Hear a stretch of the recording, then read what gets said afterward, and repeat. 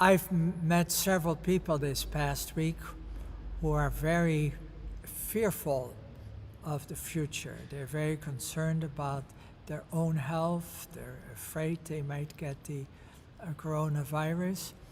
And there are more people who are very careful not to leave home, not to mix with people.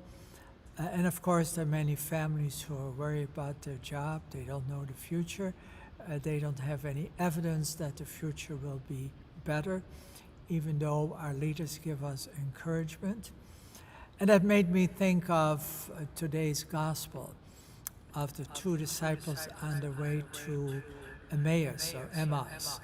And in their discussion, they revealed to the third person, which happens to be Jesus, that they were totally concerned, that they were disillusioned, that they were almost depressed because their hope in Jesus, the Messiah, was vanished, was dashed.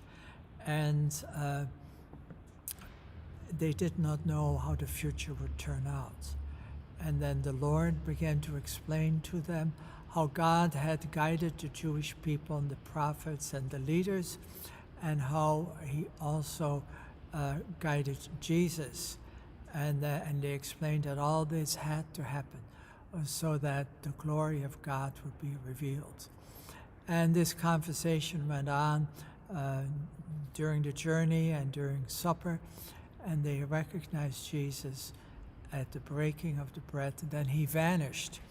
And they went home with great joy because they had seen the Lord. And when they came to the disciples in Jerusalem, the disciples gave them all kinds of accounts about what Jesus had done, how he had revealed to them a couple times, and how they had restored their hope and their love of the Lord.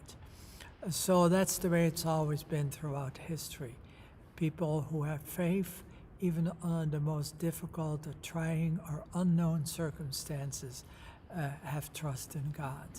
And they express it by doing their best, the best they can, even though they don't know for sure what the future will bring. So that's what we have to do today.